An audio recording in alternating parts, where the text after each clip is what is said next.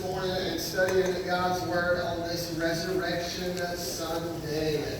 And as we're getting going, let me just kind of put it like this, just get the ball rolling. I don't pretend to know where all of you stand, spiritually speaking, or believer, non-believer, Christian, non-Christian, resurrection, that happens, skeptic. But here's the deal. When it comes to the resurrection, whether it's true or not, and I'm going to throw my cards on the table this morning and say that it is true.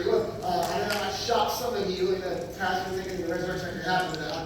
That's where I'm at, okay? But here's the deal. Maybe you got some doubts, but whether it's true or not, you should want it to be true. You should want there to be a resurrection. Pastor Fred told me a story like this. He said, imagine that you got an official letter in the mail saying that a distant relative of yours that you didn't know very well, that relative had died, but left you millions of dollars. You'd likely be a little skeptical on that. I mean, why would someone you haven't spoken to in years that you didn't know that well, why would they suddenly leave you, of all people, all that money? So you'd be a little skeptical, but I bet you would at least check that out, would you not, right?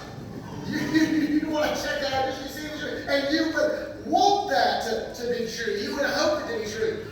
That's how the Apostle Paul here in 1 Corinthians 15 assumes that you and I would approach the resurrection, or the question of the resurrection. Everything in us should want the resurrection to be true.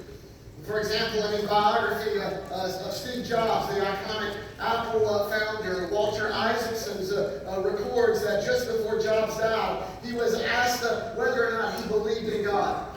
Jobs, throughout his life famously went back and forth. Yeah, I believe in God. I don't believe in God. I believe there were seasons where he did and seasons where he didn't. But as he got closer to facing the prospect of his own death, he found himself believing in God more and more. And so the biographer, Isaacson, asked the question, well, why? Well, why? And Jobs said this, and I quote, Steve Jobs said, I just can't accept that the body just turns off one day, and then it's all over. That should just gone forever. And then one day, the sun in our solar system just goes out, and that's the end of human history. He goes on to say, there's got to be more to it than that. There's got to be more to it than just that. There's something on the inside of me that tells me there's more to it than that. Incidentally, he said that's why Jobs never liked to put on-off switches on his Apple products. Some of you know that because you're an Apple person, you got the iPhone, you're redeemed, unlike the rest of the people who have an Android.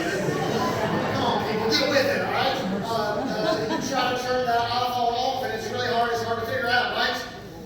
And so I'll say it again, whether or not the resurrection is true, you should want it to be true. And the Apostle Paul in 1 Corinthians 15 gives us the incredible news that it is true, that someone has entered into our greatest fear, death. He has defeated it once and for all and overturned it forever. So 1 Corinthians chapter 15, verse 3, pick me up there. If you're there, say word. The word of the Lord. Paul writes this. He said, for I delivered to you as of first importance.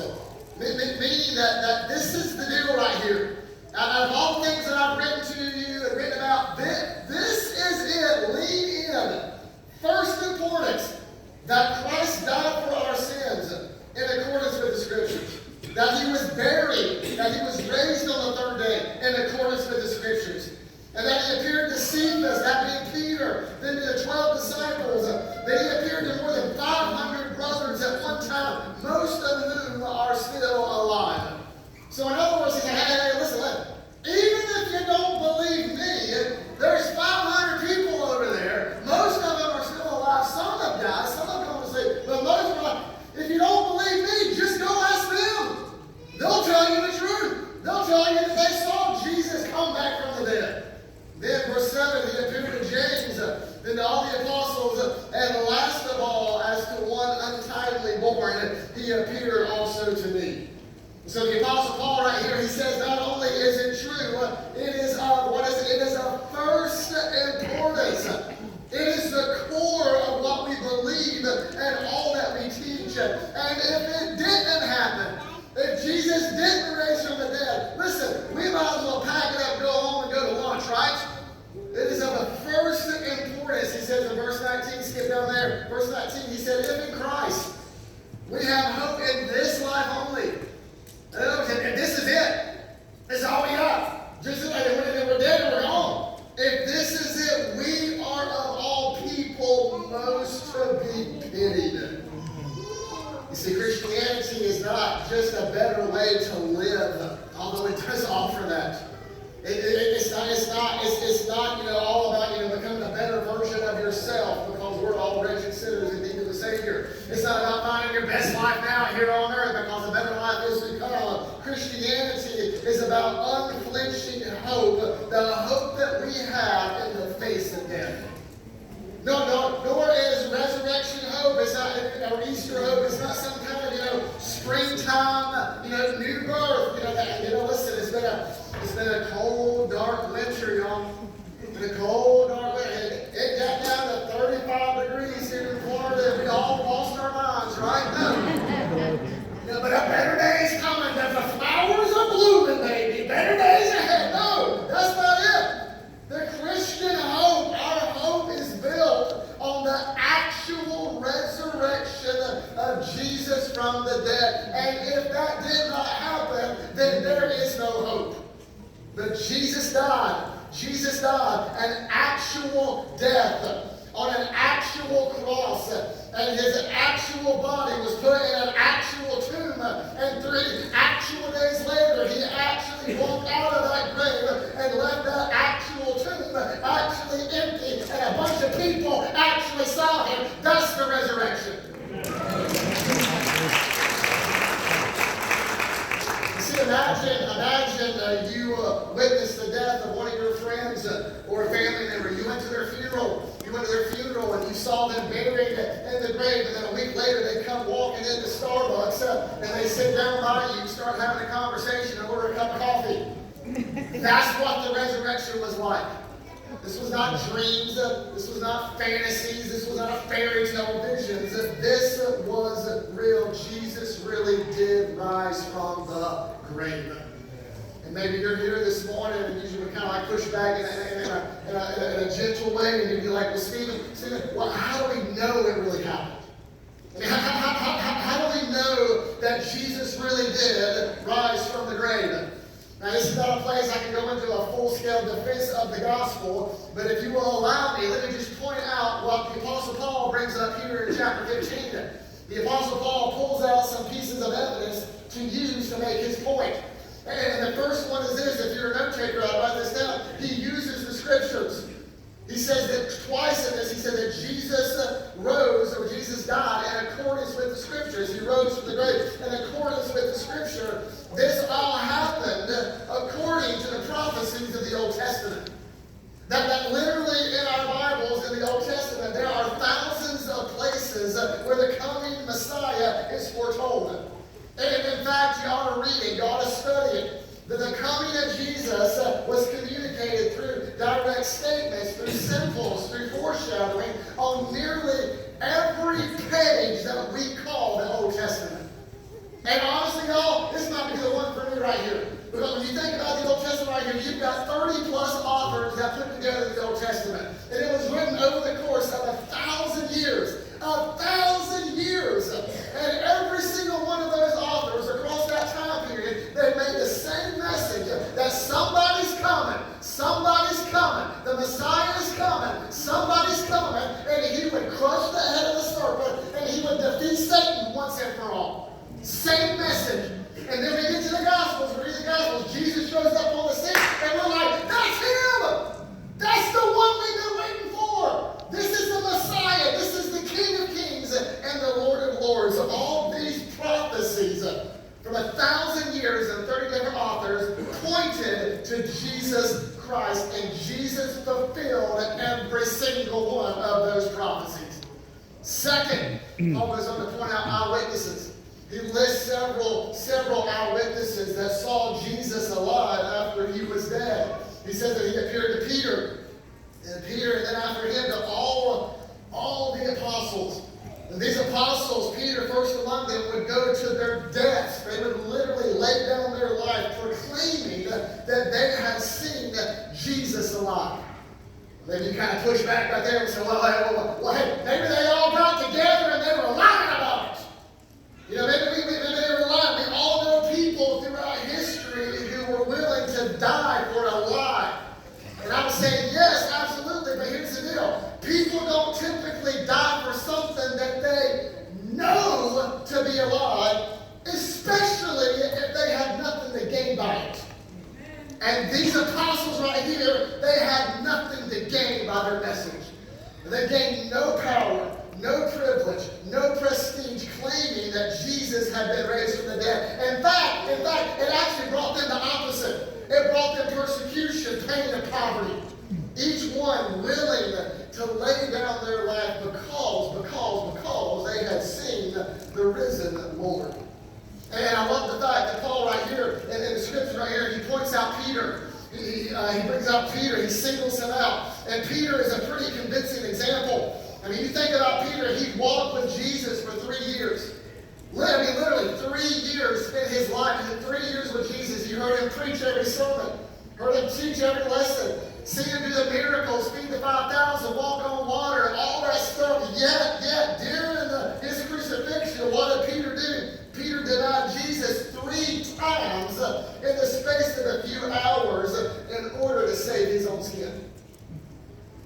That same Peter who caved, who denied Jesus 3 times before the crucifixion, would go on to his death proclaiming that Jesus was the Lord, never once from that moment on caving or changing his story. You're like, what changed for Peter?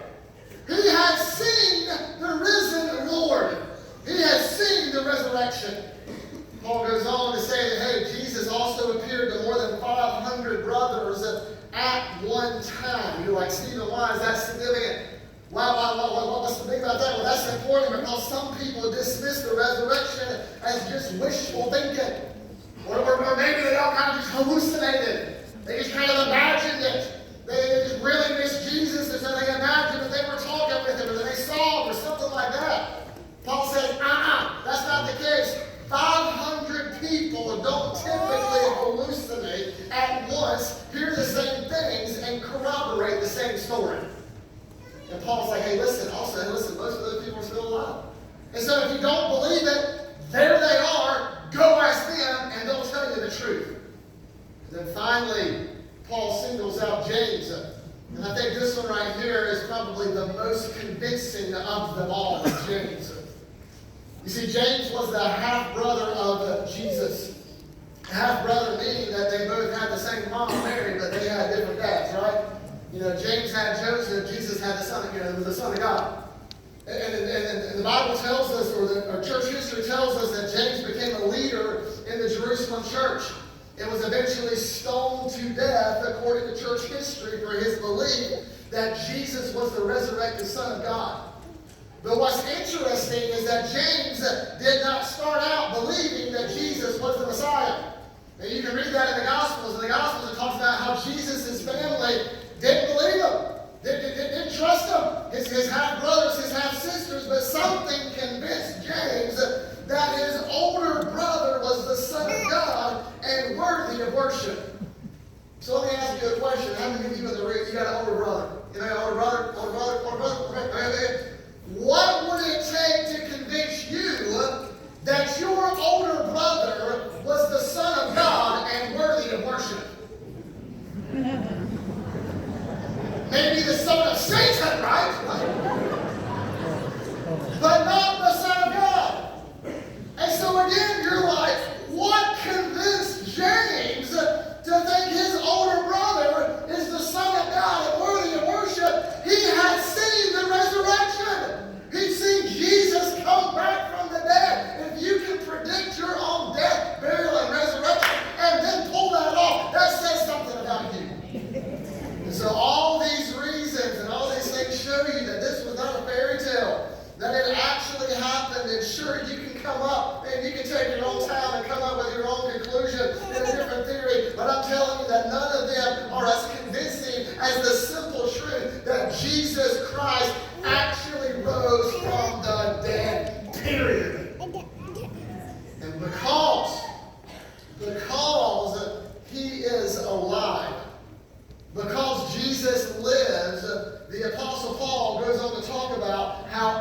everything now in his life has changed. Everything is different because Jesus is alive. Let me share 3 with you real quickly this morning that are true, that were true of the Apostle Paul and can be true for you. Because Jesus lives, 3 things. Number 1, write it down. Because Jesus lives, you and I, we can be forgiven of our sins. And y'all, that's good news. We can be forgiven of our sins. Paul would write in verse 9 of chapter 15, he said this, he said, I'm the least of the apostles. He's like, listen, y'all, I'm unworthy to be called an apostle. Why? Because I persecuted the church. I was a murderer. I persecuted the church of God, verse 10, but by the grace of God. Somebody say grace. The grace of God, I am what I am, and his grace toward me was not in vain. Question, how does someone go from being a murderer, a persecutor of the church, to being one of the leaders in the church? I mean, come on, you would think that there are certain things in life that would get you canceled from the kingdom of God. I would think that this right here, that overseeing the torture and execution of innocent Christians would go into that category. But Paul says, because of the resurrection, I wasn't canceled, I was redeemed. Thank you very much. Because of the resurrection, I wasn't canceled, I was forgiven. Why? Because the resurrection proved it.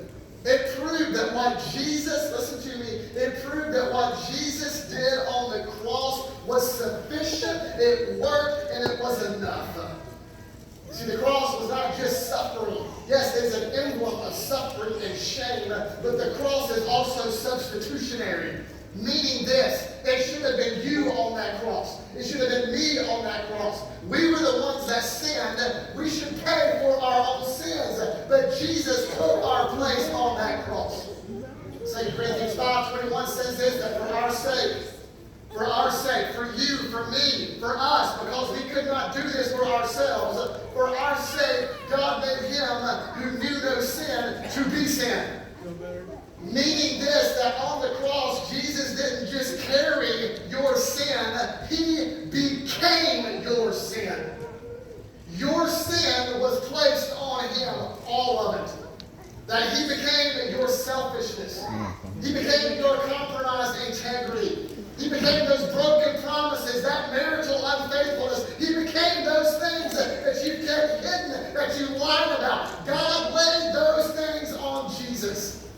He placed them on him, and he died for them. He died in your place. You see, the wages of sin is death. The punishment for that sin is death. And that was fully poured out on the spotless, righteous Son of God on the cross in your place. But here's the beautiful thing about the resurrection. You see, the resurrection changes everything. If Jesus had just stayed dead, that would be the end of the story. But he didn't stay dead. He rose from the grave, proving that payment was enough. 3 days later, Jesus walked out of that grave. And when he walked out of that grave, your sin didn't come with him. Your sin was buried in the deepest sea, paid in full by Jesus Christ on the cross once and for all. I love how Corrie ten Boom, the Holocaust survivor, how she says it. She said it like this. She said, God put our sin in the deepest parts of the deepest sea. In the deepest parts of the deepest sea. And then put up a sign that said, no fishing allowed. So the resurrection means that you and I can be forgiven. And I know maybe some of you are kind of pushing back right here. You're like, Steven, this is my first time in church in a long time. And I got this bald-headed guy up there yelling at me. I don't get it. Work with me here, baby. Work with me, okay? We're going somewhere. And you're like, well, Steven, that sounds all great and all, but man, I've been too bad. I've gone too far. I feel like I'm beyond the love of God. I feel like I'm a lost cause right here. And the Apostle Paul would tell you, are you kidding me? Are you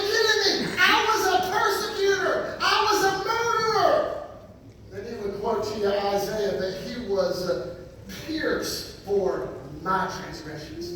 Jesus was. Jesus was bruised for my iniquities. The price that brought me peace was laid on him, and by his stripes I have been healed, I have been forgiven, I have been redeemed, I've been bought back out of sin, I've been restored back to God, and that can be true for you today. That's why Paul says right here, that's why Paul says, by the grace of God, by his grace, not by my works, not by anything that I'm doing. It is all grace. It is the unmerited kindness of God. By his grace I am what I am. And because he made him who knew no sin to be sin for me. Jesus took my sin, and if I trust him, if I choose him, because here's the deal, you got to choose him. Jesus is not going to force himself on you. You got to choose it. Salvation is a gift. What do you do with the gift? You receive the gift. You receive that gift. He made him who knew no sin to be sin for me, so that in him, when I choose Jesus, I might become the righteousness of God. I can become a new creation. The old is gone, the new has come, and praise be to God that now there is now no condemnation for those who are in Christ Jesus, my Lord. No condemnation. That can be true for you. Number two, we got to roll. Number two, not only because he lives, that I can be forgiven, but number two, because he lives, death has no more sting. Down in verse 55, Paul says this, that because of the resurrection, he says, "O death, where is your victory? O death, where is your sting?" That the sting of death is its permanence. That it's not just the pain of death, it's the finality of it. It's the feeling that this is the end. That when you bury someone, you've lost them forever, but Christ has taken that sting away. On the cross, Jesus took the curse of death into himself, so that now, listen to me, when a believer dies, if you are a Christian, if you receive salvation, if you're in the family of God, death is not an ending. Death is not permanent. Death is not all that there is. It's just a transition to your heavenly home in heaven in the presence of Jesus. Amen. And now, come on, somebody's excited about that. And now, because of that, the sting has been removed. I don't have to be afraid of death anymore. Amen. I love the quote from Billy Graham. Most of you know Billy Graham, greatest evangelist the world's ever known. Billy Graham said this. He said, someday you'll read or hear that Billy Graham is dead. Don't you believe a word of it. I will be more alive than I am right now. I will just change my address. I will have gone into the presence of God. That's what the resurrection does. Because Jesus lives, the sting of death has been removed. Now listen, of course, we still grieve. It doesn't remove grief. We grieve, but it removes despair. Yes, we still mourn, we still weep, but we don't grieve without hope. Why? Because our hope is not in an outcome. Our hope is in a person, Jesus Christ, the King of Kings, the Lord of Lords, who has been raised from the grave. That's where our hope is. And if Jesus walked out of the grave, and I have a relationship with Jesus, I've been united with Jesus, I too will walk out of that grave and live with him forever and ever. Which is why, I don't want to dog anybody, but sometimes we say things in death like, you know what, my mom's there, I've lost my mom, or I lost my wife. Listen, the truer sense is, if they are Christians, if they are believers, you have not lost them at all, because you know exactly where they are. They're in heaven with Jesus. So you didn't lose them. You know where they are. You just lost connection with them for a while. So we don't say things like, I'll never see my mom again, or I'll never see my wife again, or I'll never hug my grandma, or hold my baby again. Because Jesus lives. Because he's conquered the grave. Death, where's your victory? You ain't got it because Jesus conquered it. Death, where's your sting? You don't have a sting anymore because Jesus took his sting out of death. He conquered death. He conquered all of that. And if I put my faith in Jesus, I will hug my grandma again. I will hold my baby again. I will see them again.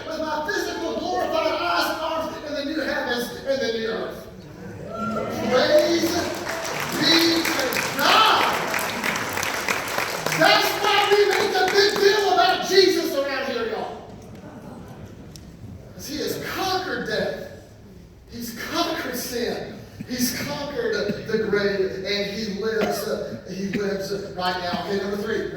All right, here we go, last one. All right, because he lives, my sins can be forgiven. Because he lives, the sting of death is gone. And because he lives, listen to me, if Jesus really is who he said he was, and he did what he said he did, and he's alive at the right hand of the Father in heaven right now, ruling and reigning as the King of Kings and Lord of Lords, and he's going to come back again one day. He's coming back, y'all. He's coming back. You better be ready. He's going to come back again and make all things new. The only response to that is to live for him every day. Living for Jesus is the only wise choice. Paul concludes in verse 58, therefore, my beloved brothers, here's the deal. Here's what you need to do. Be steadfast, be immovable, unmovable, always abounding in the work of the Lord, knowing that in the Lord your labor is not in vain. If Jesus resurrected, what we do with Jesus and for Jesus at the end of the day is all that really matters in life. There's a famous missionary, he put it like this. I've said it to you before. If you've come here, you've heard this quote. C.T. Studd. And if your last name is Studd, you better listen up. That's a good last name, right? Studd. He put it like this. He said, only one life to live. You got one life. Hey, it will soon be past. Meaning, hey, you're not here that long. You're here for just a little. Only one life to live will soon be past. Only what's done for Christ will last. And if Jesus really did rise from the grave, if he is alive today, that statement is 100% true. Only what's done for him will last. In his letter to the Philippians, Paul put it like this. He said it this way. He said, to live is Christ. Somebody help me finish this. To live is Christ. To die is gain. Because I'm living for Jesus, and I'm living for him, I'm giving him my life, I'm giving my heart. That means when I die is not a loss, die is a gain, because I get to go home and be with Jesus. This world is not my home. I'm only passing through. My home is in heaven with Jesus. So if I'm living for him, to die is gain. Let me ask you this. How would you fill in that blank? To die is what? What would you put in there? Come on, you think about it. Before you go to what you got to do next, what would you put in there? For me, what is most important to me? To live is blank. To live is pleasure. To live is money. Hey, I'll make as much money as I can. My family. To live is golf. God forbid it be golf, right? But to live is golf. What would it be for you to live? Paul said to live is Christ, and because of that, you can complete the verse, and to die is gain. Because here's the deal, lean in. Anything else you put in that first blank, to live is blank, besides Christ, makes that last blank a loss. And so it looks like this. Listen. It looks like this. Well, if for me to live is money, then to die is going to be a loss. Yeah.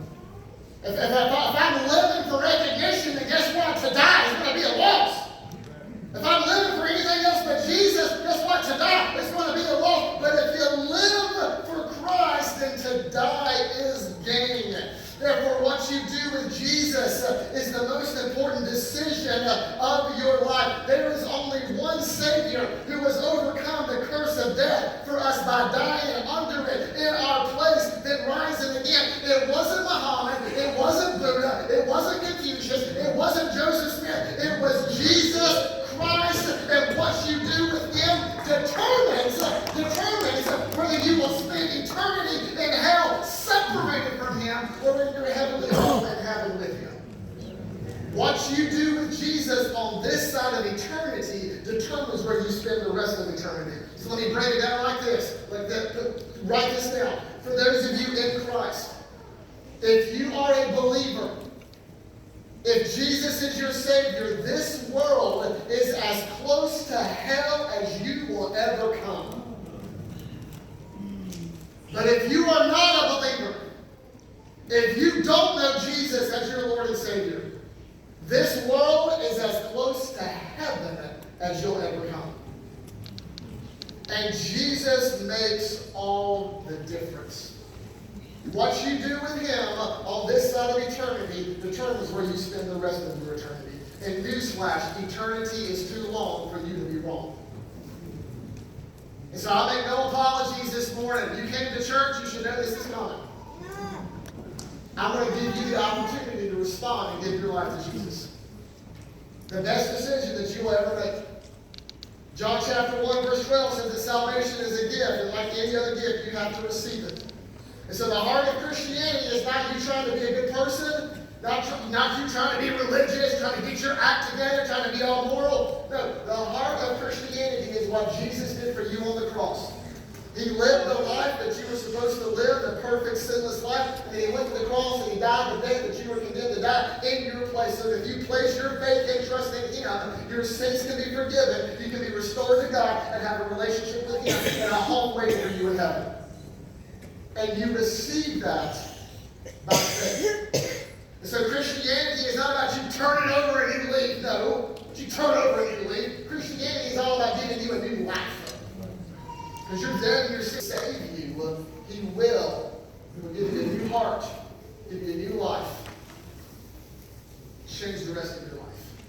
So my question to you before you go, I know you got a busy day, I know you got stuff to do, but I want you to think right now, has there ever been a time in your life where you've given your life to Jesus? And notice what I'm not asking. I'm not asking if you're a good person, because listen, good people don't go to heaven. Forgiven people go to heaven. I'm not asking if you I'm a good husband, I go to work, I pay my taxes, great, I like to pay your taxes, whatever. I'm asking, has there ever been a time where you confess with your mouth that Jesus is Lord and believe in your heart that God raised him from the dead? If you do that, you will be saved. And if you're like Steven, I think I have, maybe, I think I did something like that when I was younger. Listen, if you don't know, if you're uncertain, don't leave here with any doubt. Nail that down today. Make sure that you know that you know that you know that you know Jesus. That you have a relationship with him. Be the best decision that you will ever make, because he lives, because he lives, because he lives. Your sins can be forgiven. Because he lives, death has no more sting. And because he lives, he is worthy of your total surrender. So once you bow your heads, close your eyes with me right now. Nobody looking around, nobody getting up and leaving. This is why you're here this morning. This moment right here. Let me ask you again, looking back over your life, has there been a time when you've asked Jesus to save you? Again, not, well, I show up at church from time to time, not that I'm a pretty decent person. No. Has there been a time in your life where you said, Jesus, I need you to save me? Not that you had some kind of religious experience or a cool moment. No. Has there been a time? Romans 10:9 says that if we confess with our mouth that Jesus is Lord and believe in our heart that God raised him from the dead, you will be saved. Has that happened in your life? And if you are uncertain, if you don't know, or maybe I'm just a little confused, listen, you don't have to have all the answers right now. I'm just asking, do you know Jesus as your Lord and Savior? You can nail that down today. And it's as simple as you're expressing your heart to God. Say, God, I need you, save me. You can ask him right now, God, save me, and you will. Or maybe you're like, well, Steve, what do I need to say? How do I express that? Well, you can use my words. You can repeat this prayer after me. And again, it's not a magical prayer. We're not dialing up a right combination or anything. You can use my words to express your heart to God and asking him to save you. So if you want to be saved today, Easter Sunday, 2026, you can pray this to the Lord Jesus right now. In your heart of hearts, you just say, God, please save me. Pray that to everybody else. Say, God, save me. Tell him, say, God, I need you. Say, God, I know that I'm a sinner. I've fallen short of your standard. But I believe that when you were on the cross, you were dying for me. My sin was placed on you. I confess you as Lord. Confess him as Lord right now. You're in charge. And I believe that you died on the cross. That you you rose from the grave. Come into my life, forgive me of my sin, and save me.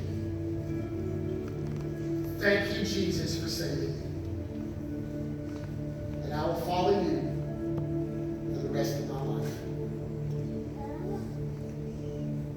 Now listen, if you prayed that prayer, look at me, eyeballs on me, eyeballs on me. If you prayed that prayer, right here, right now, in faith, and you meant it, the Holy Spirit came inside of you and has sealed you for eternity. You are a brand new person. You're not a better person, you're a brand new person.